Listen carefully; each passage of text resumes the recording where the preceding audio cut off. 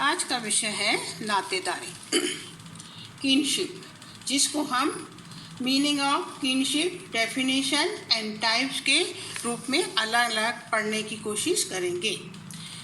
यदि आपको वीडियो अच्छा लगता है तो आप उसको लाइक कीजिए, शेयर कीजिए, सब्सक्राइब कीजिए, कमेंट्स कीजिए और मैं गूगल ड्राइव में नोट्स डाल दूंगी जिसका लिंक आपको वीडियो के अंत में मिल जाएगा। अब हम स्टार्ट करते हैं। मैकाबर पेज के अनुसार समाज सामाजिक संबंधों का जाल है। Society is a network of social relationship. कहने का अर्थ ये है कि मनुष्य अकेला नहीं रह सकता है, यह उसकी प्रकृति है। इसलिए वह अपने आसपास अनेक लोगों को संबंधों के माध्यम से जोड़ता है। ये प्रश्न यहाँ ये उठता है, ये संबंध क्या है? सामाजिक संगठन को बनाए रखने एवं उसको अनुशासित करने के लिए मुख्य रूप से हम पाते हैं कि सामाजिक संस्थाएं जैसे विवाह, परिवार, नातेदारी, ये वे सामाजिक संस्थाएं हैं जो समाज का स्तंभ होती हैं, पिलर होती हैं, जो व्यक्ति के व्यवहारों, स्थिति एवं अधिकारों को नियंत्रण एंड स्पष्ट करती हैं। अब हम देखते हैं नातेदारी। तो नातेदारी का शब्द जो है वो जर्मन भाषा से निकला है, जो एक सार्वभौमिक सामाजिक व्यवस्था है जिसको हम समाज में हर स्थान पर पाते हैं। Kinship is the most important organising components is every society. Charles Winick कहते हैं कि नातेदारी प्रणाली में समाज द्वारा मान्यता प्राप्त वे संबंध आते हैं जो माने हुए एवं रक्त संबंधों से आधारित होते हैं। यहाँ उन्होंने जो शब्द यूज किया है, माने हुए एवं रक्त संबंधों पर आधारित होते हैं। माने हुए का अर्थ है कि कुछ संबंध जो होते हैं वो काल्पनिक होते हैं, उसमें रक्त संबंध का कोई स्थान नहीं होता है। इसी प्रकार से ब्राउन लिखता है, नातेदारी सामाजिक उद्देश्यों के लिए स्वीकृत वंश संबंध है जो कि सामाजिक संबंधों के परंपरागत संबंधों का आधार होते हैं। किनशिप जेनेalogical relationship recognized for social base of support and made the basic of customary relationship of social relation। इस तरह नातेदारी व्यवस्था को सर्वप्रथम एंड्रूज लंग एवं फ्रेजर ने अपने अध्ययन में सम्मिलित किया। उनका मानना था कि समाज को आपस में जोड़ने का कार्य जो संबंध करते हैं, उनके मध्य जो भाषा शब्दावलियों का प्रयोग किया जाता है, उसका आधार व्यक्ति को आयु लिंग के आधार पर उसके विभाजित करके उसको इस बात से जागरूक कराना है कि उसके अधिकार, उसके कर्तव्य एवं उसकी सामाजिक स्थिति समाज में क्या है। यहाँ जो शब्दावली का भाषा का प्रयोग किया गया है उसका आधार है कि कुछ जो शब्द होते हैं जैसे माता, पिता, चाचा, चाची, नाना, नानी, दादा, दादी, ये जो शब्द होते हैं ये शब्द ही नहीं हैं, बल्कि ये व्यक्ति को जागरूक करने की एक व्यवस्था है ताकि वो समाज में अपने कर्तव्यों को समझ सके। तो मॉर्गन और रेडक्लिफ ब्राउन ने भी अपनी पुस्तक में नातेदारी व्यवस्था को मुख्य स्थान दिया है। मैं इधर पर इसलिए आप लोगों को बता देती हूँ कि कौन कौन सी किताबें हैं जिनका उपयोग आपको जरूर परीक्षा में किया जा सकता है। तो मॉर्गन ने और ब्राउन ने अपनी पुस्तक जो उन्होंने 1871 में और 1950 में लिखी थी, मॉर्गन की जो पुस्तक है वो system of consanguinity and affiliation of human family. दूसरी जो ब्राउन ने लिखी है वो African system of kinship in marriage 1950 में प्रकाशित हुई। इसके द्वारा उन्होंने किनशिप शब्द को अपने अध्ययन में महत्वपूर्ण स्थान दिया है, क्योंकि उनका मानना है कि किनशिप व्यवस्था जो है अनादिकाल से समाज में एक जोड़ने का काम करती है। तो इसकी जो परिभाषाएं दी गई हैं, उन परिभाषाओं के आधार पर हम इनके मुख्य तत्व में किनशिप की क्या है उसका अध्ययन करेंगे। तो पहली बात तो ये है कि किनशिप जो है उसका मुख्य आधार रक्त संबंध मीन्स ब्लड रिलेशन होता है, और दूसरा जो है समाज की स्वीकृति या मान्यता, सोशल रिकॉग्नाइजेशन जो है होना बहुत जरूरी होता है। इधर मैं आपको एक उदाहरण बताऊंगी और इस उदाहरण के द्वारा आपको अच्छे से समझ में आ जाएगा। मान लो एक स्त्री और पुरुष आपस में विवाह बंधन में बनते हैं। समय उपरांत उनके यहाँ एक बच्चे का जन्म होता है। ये बच्चा मानो तो मात्र एक बायोलॉजिकल टाइप होता है, प्राणी शास्त्रीय अवयव होता है, किंतु जैसे ही बच्चे का जन्म होता है उसके साथ अनेक रिश्ते बन जाते हैं, जैसे माता पिता, दादा दादी, नाना नानी, भाई बहन इत्यादि। इस तरह उसके संबंध अनेक लोगों से मान लिए जाते हैं, और ये जो एक प्राणी शास्त्रीय अवयव होता है ये एक सामाजिक प्राणी के रूप में समाज में मान्यता प्राप्त कर लेता है। तो इस तरह से हम पाते हैं कि नातेदारी व्यवस्था जो है वो समाज में परिवार की एक पहचान व्यक्ति को देती है, और परिवार में उसके क्या संबंध किन किन लोगों से होंगी इसकी व्यवस्था करती है। चौथी बात जो है कि परिवार में उसका किस तरह का संबंध या कर्तव्य होंगे।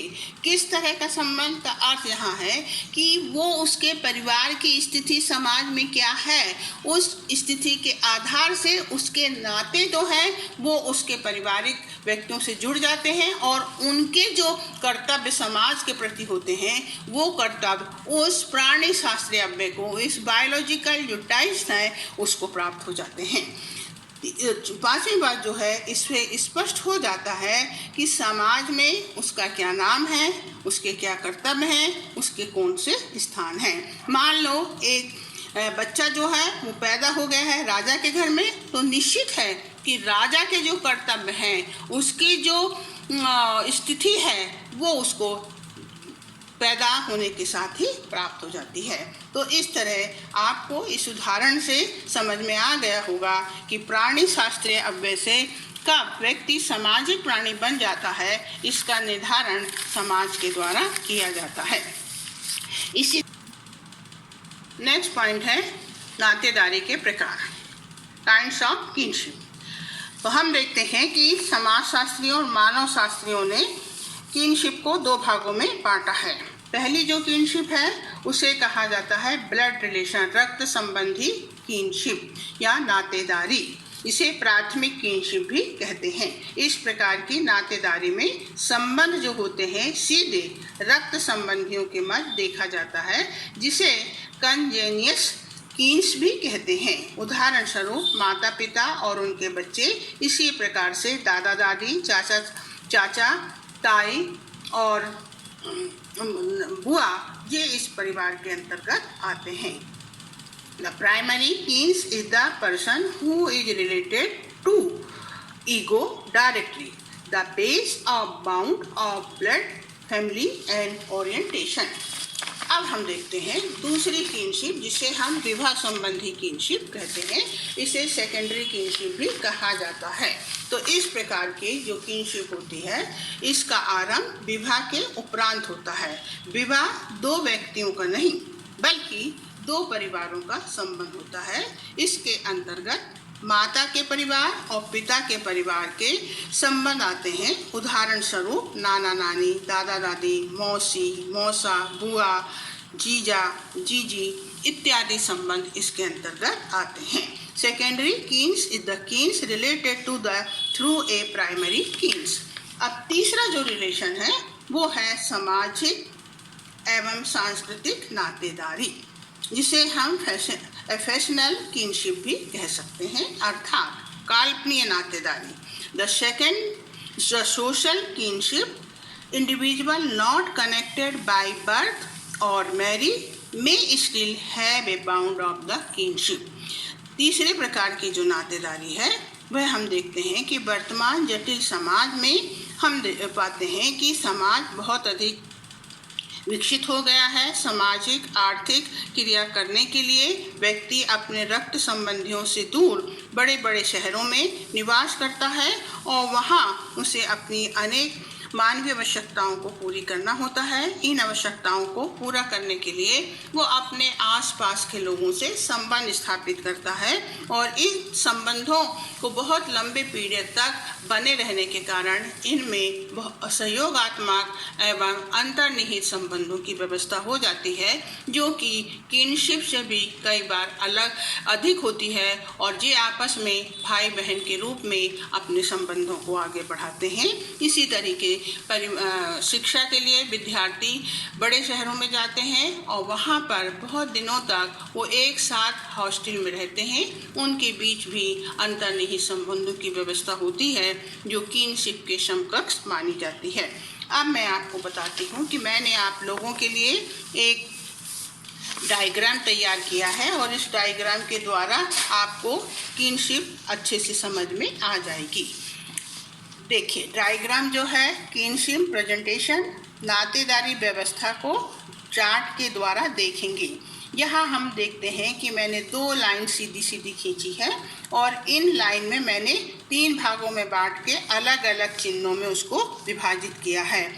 यहाँ आपको सर्किल जो दिख रहा है वो है और दूसरा ट्रायंगल है।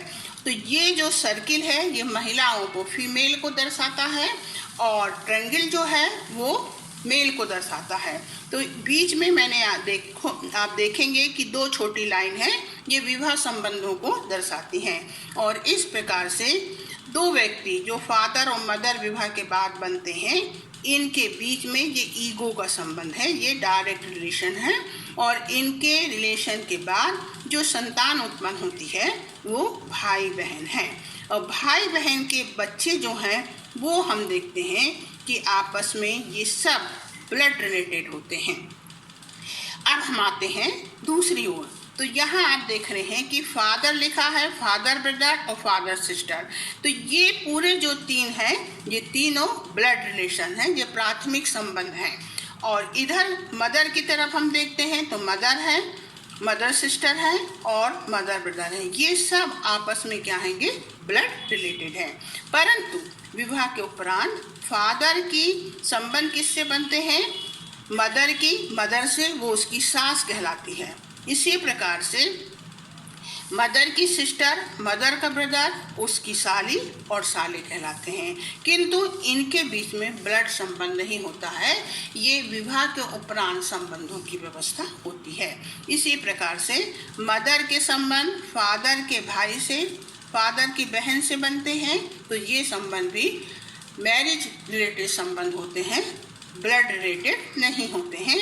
ये उसका देवर हो जाता है, कोई उसकी ननंद हो जाती है, कोई उसका जेठ हो जाता है, कोई जिठानी हो जाती है। इस प्रकार से संबंधों की व्यवस्था जो है चलती है। तो समाज में जो संबंध है वो मुख्य रूप से रक्त संबंध और विवाह संबंध होते हैं। इनको ही नातेदारी व्यवस्था के अंतर्गत स्वीकार किया गया है।